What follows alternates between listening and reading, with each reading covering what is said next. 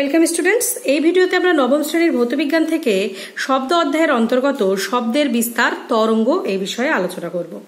এটা আমাদের এই অধ্যায়ের সেকেন্ড পার্টের ভিডিও। এর আগের ভিডিও যারা মিস করে গেছো তারা আমার চ্যানেলের প্লেলিস্টে গিয়ে ক্লাস 9-এর প্লেলিস্ট থেকে দেখে নিতে পারো।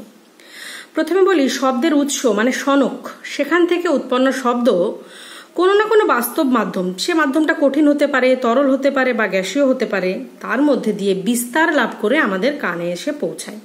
তার মানে শব্দ শুধু উৎপন্ন হলেই হবে না, সেটা কোনো না কোনো মাধ্যমের মধ্য দিয়ে তবে আমাদের কানে এসে পৌঁছাতে হবে, তবে আমরা সেটাকে শুনতে পাবো। মাধ্যম যদি না থাকে তাহলে কিন্তু আমরা কোনো রকম শব্দই শুনতে পাবো না। এই ঘটনাটা একটা পরীক্ষার সাহায্যে প্রমাণ করা যেতে পারে। পরীক্ষাটা করার জন্য কি করতে হবে? প্রথমে একটা বায়ু নিষ্কাশন পাম্পের পাটাতন যুক্ত একটা টেবিল নিতে হবে। সেই টেবিলটার উপরে একটা কাচের বেলজার বসাতে হবে। বেলজারের ভিতরে একটা বৈদ্যুতিক ঘন্টার ব্যবস্থা করা থাকবে এবং সেই বৈদ্যুতিক ঘন্টাটাকে এরকম ভাবে তার দিয়ে যুক্ত করে তড়িৎ বর্তনীর সাথে যুক্ত করারও ব্যবস্থা থাকবে, মানে প্রয়োজন মতো অন অফ করা যেতে পারে।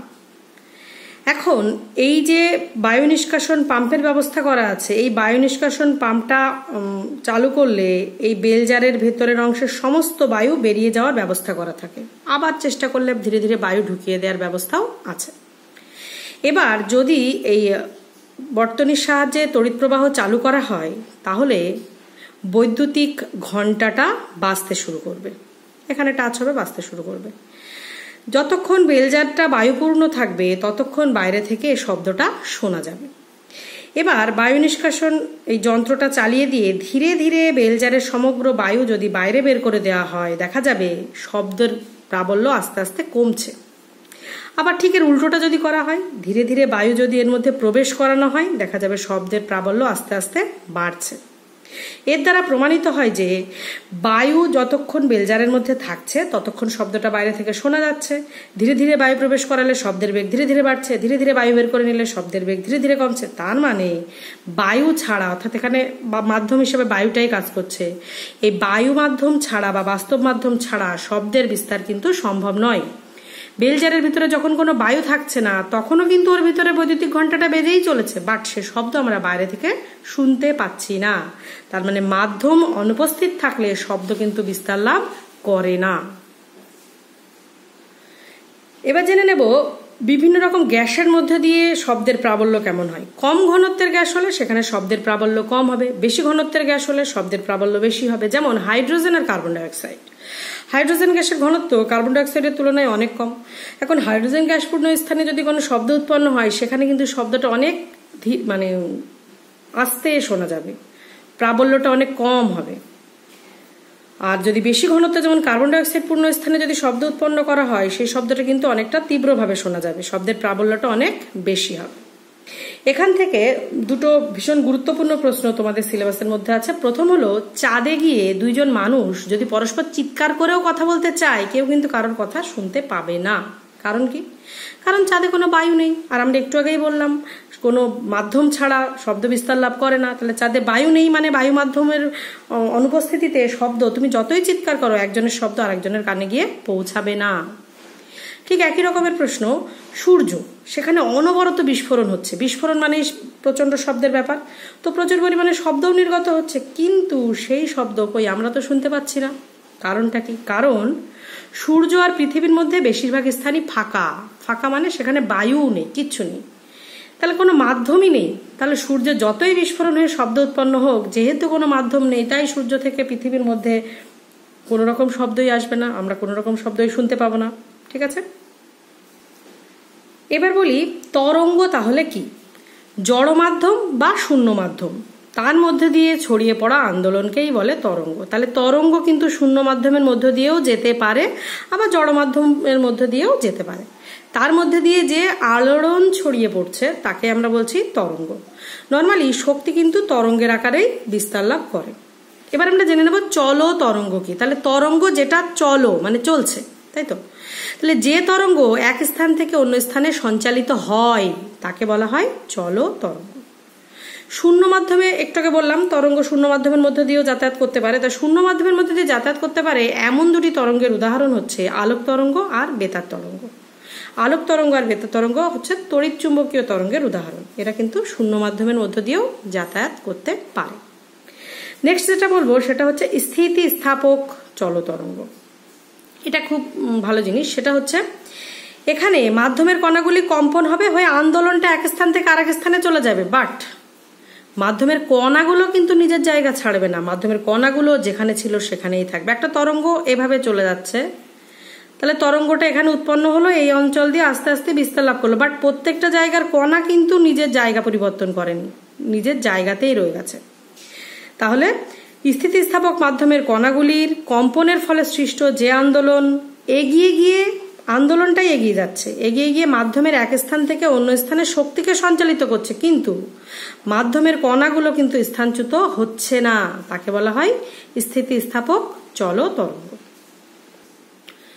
এবার এই যে স্থিতিস্থাপক তরঙ্গ, এটা কিন্তু দুই রকমের হয়, অনুদৈর্ঘ্য তরঙ্গ আর তির্যক তরঙ্গ। দুটো তরঙ্গের সংজ্ঞা একটা কমন বিষয়ের মধ্যে দিয়ে মনে রাখার চেষ্টা করো।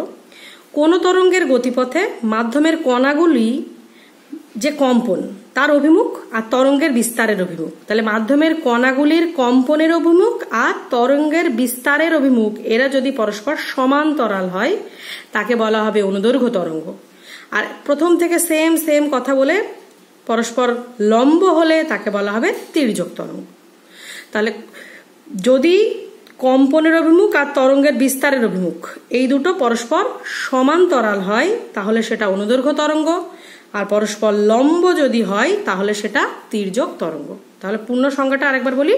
কোন তরঙ্গের গতিপথে মাধ্যমের কণাগুলির কম্পনের অভিমুখ আর তরঙ্গ বিস্তারের অভিমুখের সঙ্গে যদি সমান্তরাল হয় তাহলে তাকে অনুদৈর্ঘ্য তরঙ্গ বলে।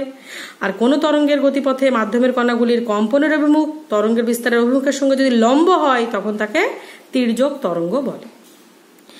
অনুদৈর্ঘ্য তরঙ্গের উদাহরণ হিসেবে বলতে পারি স্প্রিং এর সৃষ্ট তরঙ্গ বা শব্দ তরঙ্গ।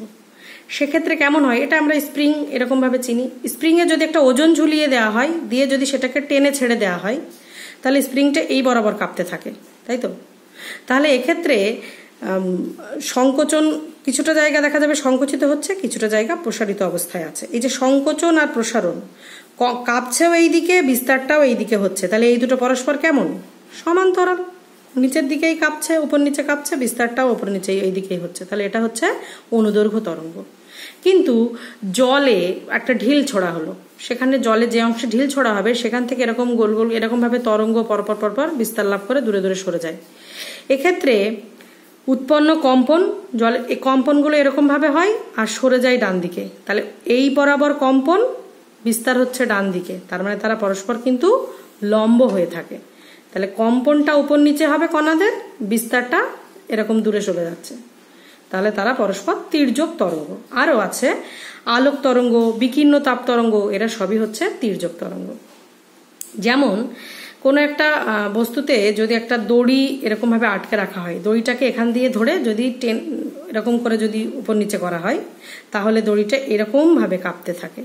এই যে কম্পনটা, এক্ষেত্রে কণাগুলো এই বরাবর উপর নিচে এই বরাবর হচ্ছে, মানে কণাদের কম্পন এই দিকে, বাট সেই কম্পনটা আস্তে আস্তে বিস্তার লাভ করেছে কোন দিকে, ডান দিকে, তাহলে এদের মাঝখানে লম্ব সৃষ্টি হয়েছে, তার মানে এটাও হবে তির্যক তরঙ্গ। এবার এটাকে যদি একটা তির্যক তরঙ্গের ছবি হিসেবে আমরা ধরে নিই, যেখানে ডান দিক থেকে বাদিক থেকে ডান দিকে গেছে তরঙ্গের অভিমুখ, মানে তরঙ্গটা বাদিক থেকে ডান দিক বরাবর এগিয়ে চলেছে, আর কম্পনটা কোনো কণা উপরের দিকে উঠছে, কোনো কণা নিচের দিকে উঠছে, এইভাবে কম্পনটা হচ্ছে। তাহলে এই দিকটা বরাবর লিখলাম কণার কম্পনের অভিমুখ, আর এই দিকটায় লিখলাম তরঙ্গের অভিমুখ। এক্ষেত্রে দেখো নর্মালি এটা কিন্তু ও এখানে ছিল এ, এখানে বি, এখানে ছিল সি, এখানে ডি, এখানে ছিল ই, এখানে এফ, এখানে জি, এখানে এইচ, এইভাবে ছিল। বাট যখনই কম্পিত হলো এটা ওপরে উঠে গেছে, সিটা নিচে নেমে গেছে, ইটা ওপরে উঠে গেছে, জিটা নিচে নেমে গেছে, এইভাবে কম্পনটা এরমভাবে এগিয়ে চলেছে। এখানে এই যে ধনাত্মক দিকে বা ঊর্ধ্ব দিকে সর্বাধিক সরণযুক্ত যে বিন্দু, এই দিকে হাইয়েস্ট কত দূর উঠেছে, এ বিন্দু অবধি, এখানে হাইয়েস্ট ই বিন্দু অবধি। তো এই যে এ বিন্দু, ই বিন্দু, এগুলোকে বলা হয় তরঙ্গ শীর্ষ, তরঙ্গ শীর্ষ। তার মানে ধনাত্মক দিকে বা ঊর্ধ্ব দিকে সর্বাধিক তরঙ্গযুক্ত অঞ্চলকে বলে তরঙ্গ শীর্ষ। ঠিক এর উল্টো, ঋণাত্মক দিকে বা নিচের দিকে সর্বাধিক তরঙ্গযুক্ত যে অংশকে তাকে বলা হবে তরঙ্গপাদ। তরঙ্গ পাদদেশ থেকে পাদ শব্দটা এসছে, তরঙ্গ শীর্ষ আর তরঙ্গপাদ। তাহলে এখানে এ বিন্দু আর ই বিন্দু তরঙ্গ শীর্ষ প্রকাশ করছে, সি বিন্দু আর জি বিন্দু তরঙ্গপাদ প্রকাশ করছে। তাহলে এটা কিন্তু তির্যক তরঙ্গের ক্ষেত্রে, তির্যক তরঙ্গের ক্ষেত্রে উৎপন্ন হয় তরঙ্গ শীর্ষ তরঙ্গপাদ। ঠিক আছে, এবার যদি অনুদৈর্ঘ্য তরঙ্গের ক্ষেত্রে বিষয়টা দেখি, অনুদৈর্ঘ্য তরঙ্গের বিস্তারের সময় স্প্রিং এর বিস্তার আগেই বলেছি, এখানে কোনো কোনো অংশে স্প্রিং একটু বেশি কাছাকাছি চলে আসে, কোনো কোনো অংশের স্প্রিং একটু দূরে দূরে চলে যায়। তো যে অংশটা কাছাকাছি চলে আসে সেখানে হয় ঘনীভবন, আর যেটা দূরে চলে যাচ্ছে সে অঞ্চলকে বলা হচ্ছে তনুভবন। তাহলে যেখানে স্প্রিংটা সংকুচিত হচ্ছে, কম্প্রেশন হচ্ছে, তাকে বলা হচ্ছে ঘনীভবন, আর যেখানে প্রসারণ হচ্ছে বা রিফ্র্যাকশন হচ্ছে তাকে বলা হচ্ছে তনুভবন। তাহলে আমাদের যদি তির্যক তরঙ্গ আর অনুদৈর্ঘ্য তরঙ্গের পার্থক্য হিসেবে লিখতে আসে, প্রথমে দুদিকে দুটো সংজ্ঞা বলে দেব, তারপরে বলবো তির্যক তরঙ্গে তরঙ্গ শীর্ষ তরঙ্গপাদের সৃষ্টি হয়, অনুদৈর্ঘ্য তরঙ্গে ঘনীভবন তনুভবনের সৃষ্টি হয়, তারপরে একটা করে উদাহরণ। এবার আমরা জেনে নেব তরঙ্গ সম্পর্কিত কয়েকটি প্রাকৃতিক রাশি সম্পর্কে। তরঙ্গ কোনো মাধ্যমের মধ্যে দিয়ে যখন অগ্রসর হয় তখন তো মাধ্যমের কণাগুলি কম্পিত হতে থাকে, আগেই বলেছি। এই কম্পনের ফলে যে রাশিগুলোর কথা আমাদের জানতেই হবে তার মধ্যে প্রথমটা হচ্ছে তরঙ্গের বিস্তার, অ্যাম্প্লিটিউড অফ ওয়েভ।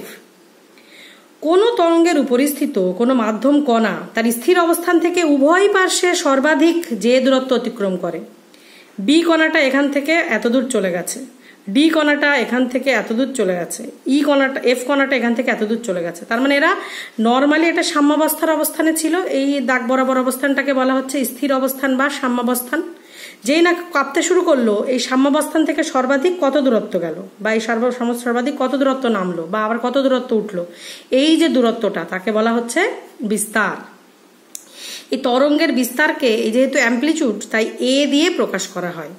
যেহেতু এটা একটা দূরত্ব তার মানে এর একক দূরত্বের এককের সঙ্গেই সমান। এসআই পদ্ধতির একক হচ্ছে মিটার, সিজিএস পদ্ধতিতে অবশ্যই সেন্টিমিটার, কিন্তু এর এসআই পদ্ধতির এককগুলোই পরীক্ষায় সাধারণত আসে। তাহলে কোনো একটা তরঙ্গের উপরিস্থিত কোনো মাধ্যম কণা তার স্থির অবস্থান থেকে সর্বাধিক যে দূরত্ব অতিক্রম করে তাকেই বলা হচ্ছে তরঙ্গের বিস্তার। একে স্মল এ দিয়ে প্রকাশ করা হয়, এর একক হলো মিটার, এসআই একক। নেক্সট যেটা বলবো সেটা হচ্ছে তরঙ্গ দৈর্ঘ্য। এই তরঙ্গ দৈর্ঘ্যটাকে অনেক রকম ভাবেই প্রকাশ করা যায়। প্রথমে বলি তরঙ্গের গতিপথ বরাবর যে কোনো মুহূর্তে দুটো সমদশা সম্পন্ন কণার যে সর্বনিম্ন দূরত্ব। মানে এখানে দেখো বি কণাটা তরঙ্গ শীর্ষে আছে, এফ কণাটাও তরঙ্গ শীর্ষে আছে, এরা দুজন পরস্পর সমদশায় আছে, এদের মধ্যে যে দৈর্ঘ্য তাকে বলা হবে তরঙ্গ দৈর্ঘ্য। আবার ডি কণাটা আর এইচ কণাটা দুটো তরঙ্গ পাদে আছে, এদের দুজনের দশাও সমান, এদের মধ্যে দূরত্বকে বলা হবে তরঙ্গ দৈর্ঘ্য। আবার এ কণাটা ই কণাটা সাম্যাবস্থায় আছে, এরাও সমান দশায়, এদের মধ্যে যে দূরত্ব সেটা হচ্ছে তরঙ্গ দৈর্ঘ্য। মোট কথা তরঙ্গ দৈর্ঘ্য বিষয়টা হচ্ছে দুটি সমদশা সম্পন্ন কণার ভিতরে সর্বনিম্ন যে দূরত্ব তাকে বলা হবে তরঙ্গ দৈর্ঘ্য। এই যে তরঙ্গ দৈর্ঘ্য একে ল্যামডা চিহ্ন দিয়ে প্রকাশ করা হয়। ল্যামডা লয়জে ফেলাকার মড আকার চিহ্নটা এরকম ভাবে লিখতে হবে, ল্যামডা চিহ্ন দিয়ে প্রকাশ করা হয় তরঙ্গ দৈর্ঘ্যকে। তরঙ্গ দৈর্ঘ্যের সংজ্ঞাটা আর একটু অন্যরকম ভাবেও দেওয়া যেতে পারে। কোনো তরঙ্গ উৎসের একবার পূর্ণ কম্পনে টোটাল এখান থেকে শুরু করে ওপরে উঠলো, এখান থেকে শুরু করে নিচে নামলো, আবার এই পর্যন্ত এই টোটাল জায়গাটাকে বলা হয় একটা পূর্ণ তরঙ্গ। তো এই একবার পূর্ণ তরঙ্গে কণাটি যে দূরত্ব অতিক্রম করছে, এই যে পূর্ণ কম্পনে যে দূরত্ব যাচ্ছে মানে এ থেকে ই পর্যন্ত এই টোটাল দূরত্বটাকেও বলা যেতে পারে তরঙ্গ দৈর্ঘ্য। তো আগের সংজ্ঞা বা এই সংজ্ঞা যে কোনো একটা সংজ্ঞা তোমরা বলতেই পারো। এবার আমরা দুরকম তরঙ্গের নাম পড়লাম, তির্যক তরঙ্গ আর অনুদৈর্ঘ্য তরঙ্গ। তির্যক তরঙ্গের ক্ষেত্রে পরপর দুটি তরঙ্গ শীর্ষ বা দুটি তরঙ্গপাদের মধ্যে যে দূরত্ব তাকেই বলা হচ্ছে তরঙ্গ দৈর্ঘ্য। যেমন এই বি বিন্দু আর এফ বিন্দু এরা দুটো তরঙ্গ শীর্ষ, এদের মধ্যে দূরত্ব। ডি বিন্দু বা এইচ বিন্দু এরা দুটো তরঙ্গপাদ, এদের মধ্যে যে দৈর্ঘ্য তাকে বলা হচ্ছে তরঙ্গ দৈর্ঘ্য। কিন্তু অনুদৈর্ঘ্য তরঙ্গের ক্ষেত্রে বিষয়টা একটু অন্যরকম। অনুদৈর্ঘ্য তরঙ্গে তো আর তরঙ্গ শীর্ষ তরঙ্গপাদ হয় না, কি হয় ঘনীভবন আর তনুভবন হয়। তো একটা ঘনীভবন আর একটা তনুভবনের যে মিলিত দৈর্ঘ্য সেটাই হচ্ছে তরঙ্গ দৈর্ঘ্য। তাহলে দেখো নামের মধ্যে তো দৈর্ঘ্য দৈর্ঘ্য বলেই যাচ্ছে, তাহলে তরঙ্গ দৈর্ঘ্যের একক কি হবে? দৈর্ঘ্যের একক সিজিএস পদ্ধতিতে সেন্টিমিটার, এসআই পদ্ধতিতে মিটার। এবার জানবো তরঙ্গের পর্যায়কাল কাকে বলে, time period of the wave. যে সময়ে একটা পূর্ণ তরঙ্গ উৎপন্ন হয় সেই সময়টাকেই বলা হয় তরঙ্গের পর্যায়কাল। যেহেতু টাইম পিরিয়ড, তাই ক্যাপিটাল টি দিয়ে তরঙ্গের পর্যায়কালকে প্রকাশ করা হয়। আমি বলেছি এখান থেকে শুরু করে ওপরে উঠলো, সাম্যাবস্থানে এলো, নিচে নামলো, এই টোটালটা একটা পূর্ণ তরঙ্গ। এই টোটাল পূর্ণ তরঙ্গটা কমপ্লিট হতে যে সময় লাগবে সেই সময়টাকেই বলা হবে পর্যায়কাল। তাহলে এটা সময়ের ব্যাপার, তার মানে সময়ের এককের সঙ্গে সমান। পর্যায়কালের একক সেকেন্ড, সিজিএস হোক আর এসআই উভয় ক্ষেত্রেই কিন্তু সেকেন্ড। এবার দেখো এখানে কটা পূর্ণ তরঙ্গ আছে, এই যে ছবিটা তোমাদের বলছি আমি, এখান থেকে শুরু হয়ে এই পর্যন্ত এসে একটা পূর্ণ তরঙ্গ, আবার এখান থেকে শুরু হয়ে এই পর্যন্ত আরেকটা, মোট দুটো পূর্ণ তরঙ্গ আছে। যদি এই দুটি পূর্ণ কম্পনে বা পূর্ণ তরঙ্গে মোট 6 সেকেন্ড সময় লাগে, তাহলে পর্যায়কাল কি করে বের করব? 6কে 2 দিয়ে ভাগ করব, 3 সেকেন্ড পর্যায়কাল। ঠিক আছে, তাহলে কতগুলো পূর্ণ কম্পন আছে বা পূর্ণ তরঙ্গ আছে সেটা দেখতে হবে, কতটা সময় আছে সেটা দেখতে হবে। সময়কে যদি আমরা পূর্ণ তরঙ্গের সংখ্যা দিয়ে ভাগ করি তাহলেই পেয়ে যাচ্ছি পর্যায়কাল। নেক্সট যেটা বলবো সেটা হচ্ছে তরঙ্গের কম্পাঙ্ক, ফ্রিকোয়েন্সি অফ ওয়েভ। 1 সেকেন্ডে যে কটা পূর্ণ তরঙ্গ হবে তাকেই বলা হবে কম্পাঙ্ক। যেহেতু নাম্বার অফ ফ্রিকোয়েন্সি বলছি তাই একে এন চিহ্ন দিয়ে প্রকাশ করব, কতগুলো কম্পাঙ্ক। ঠিক আছে, তাই নাম্বারের এনটা এসছে। তো 1 সেকেন্ডে কতগুলো পূর্ণ তরঙ্গ হচ্ছে সেটাই হলো আমাদের কম্পাঙ্ক। এখানে দেখো এটা একটা, আর দুটো, তিনটে, চারটে। 1 সেকেন্ডে যদি 4টে পূর্ণ কম্পন হয় তাহলে এটার নাম হবে, এর কম্পাঙ্ক কত হবে? 4। এরকম 1 সেকেন্ডে যদি 300 বার পূর্ণ তরঙ্গ দেখা যায় তাহলে তার কম্পাঙ্ক হবে 300। 400 বার হলে 400, যতবার হবে 1 সেকেন্ডে যতগুলো পূর্ণ তরঙ্গ হবে সেটাই হচ্ছে তার কম্পাঙ্ক।